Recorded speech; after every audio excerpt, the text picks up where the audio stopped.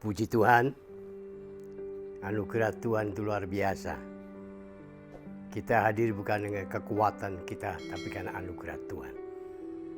Baik Bapak Ibu Saudara, mari kita mohon hikmat Tuhan, Roh Kudus, supaya firman hari ini menjadi rema bagi setiap kita mendengarkannya. Mari kita tunduk kepala dan berdoa. Kembali kami bersyukur hari ini Tuhan.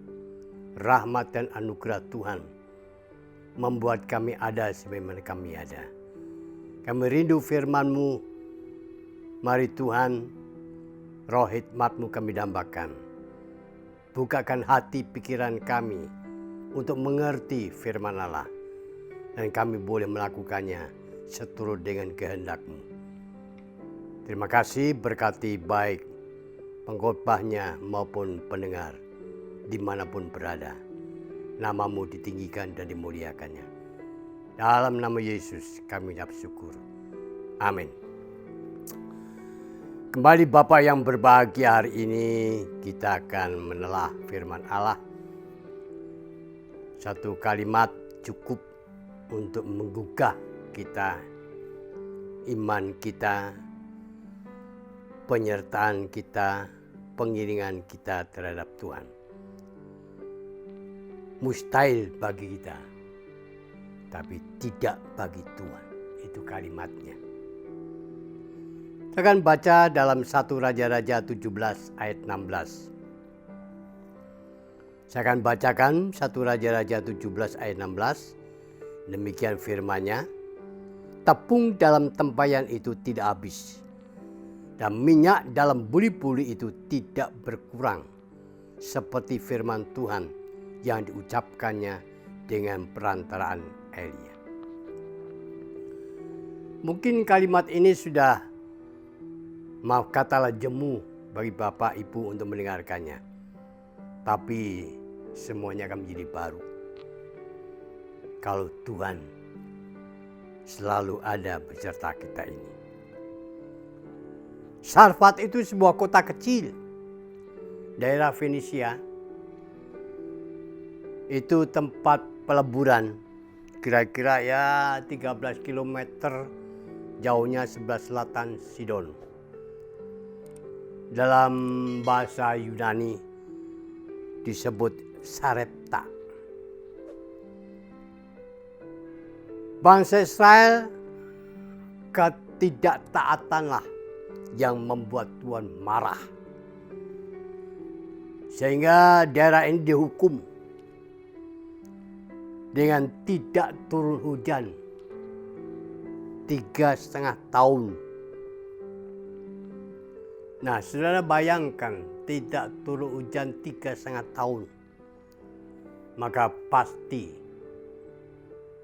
banyak peristiwa-peristiwa akan terjadi. Tanaman semua mati, binatang, manusia, kekurangan air, dan kebutuhan-kebutuhan yang lain yang membutuhkan air. Dan Nabi Elia ini pun diturunkan di daerah situ. Begitu dia menjauhkan diri dari Isabel, takut dibunuh,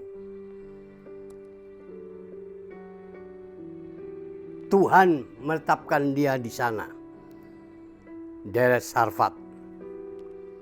Dan lewat janda Sarfat, di Sarfat itulah Elia dipelihara. Dia menemukan Sarfat janda ini dengan tujuan untuk minta makan dan minum.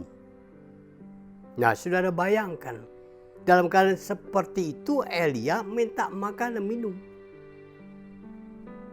Mungkinkah janda Sarfat bisa melihara? Dan akhirnya Elia tanya, apa yang ada padamu di rumah? Ya, cuma segenggam tepung aja dan minyak yang sedikit. Sekali dimasak, dimakan oleh janda Sarfat dan anaknya, sudah itu habis, matilah. Tapi Elia mengatakan, berbuatlah aku dulu, baru engkau dan anakmu. Janda Sarfat ini melakukan apa yang diperintahkan Elia. Dan ternyata bahwa tepung dan minyak itu tidak habis-habis selama 3,5 tahun.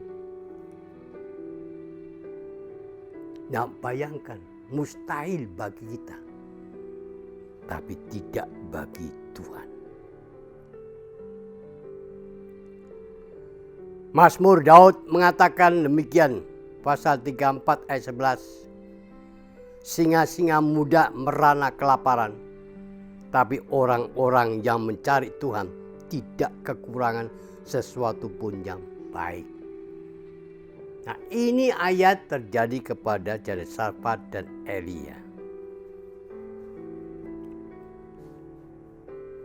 Lalu mari timbul pertanyaan dalam pengalaman pribadi kita masing-masing. Bapak, Ibu, Saudara, termasuk juga mungkin pembawa firman hari ini. Kadang-kala kita menghadapi kesukaran-kesukaran setiap waktu atau setiap hari.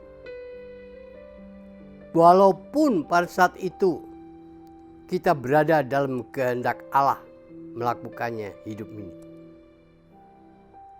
Bahkan mungkin sewaktu-waktu kita diperhadapkan dengan satu momen hidup yang membingungkan. Seringkali timbul pertanyaan, kenapa bisa begini? Saya sudah banyak doa, saya ikut doa fajar, menara doa, ibadah, doa pribadi. Tapi kenapa masalah ini selalu berganti-ganti hadir? Mungkin penyakit, bahkan tragedi yang lebih hebat dapat menimpa kita manusia pada saat kita menjalani kehendak Allah. Atau mungkin pula terlibat dalam pelayanan demi kerajaan surga. Ini kan boleh kata membingungkannya. Apalagi zaman sekarang ini. Kita sudah banyak dengar akhir-akhir ini. Daerah-daerah diperhadapkan dengan bencana alam, banjir, tanah longsor. Tanah bisa bergerak, rumah bisa roboh. Bahkan lebih dasar lagi tenggelamnya kapal selam.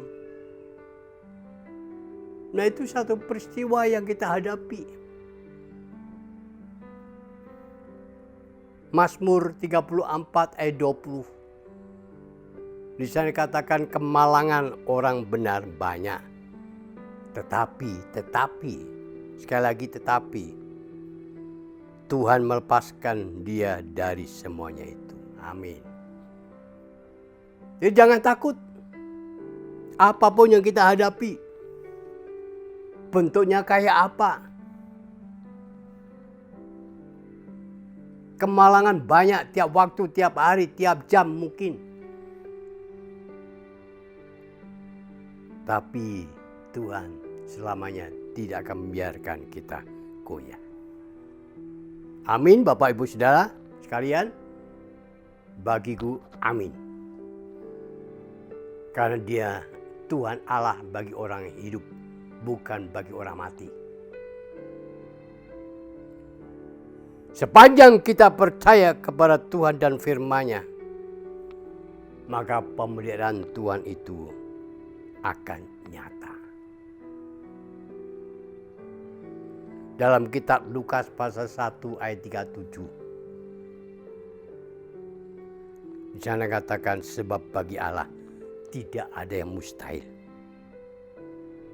Mukjizat, keajaiban, kuasa Tuhan tetap ada dan hadir dalam segala masalah apapun yang kita hadapi. Mustahil bagi kita, tidak bagi Tuhan. Amin. Terima kasih buat firman-Mu yang hidup.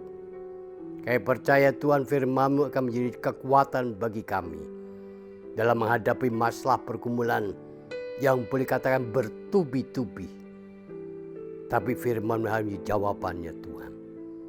Ajar kami mengerti kehendak-Mu dalam segala hal. Keajaiban-Mu, mujizat-Mu tetap ada untuk selama-lamanya. Dalam nama-Mu Yesus kami ucap syukur. Amin.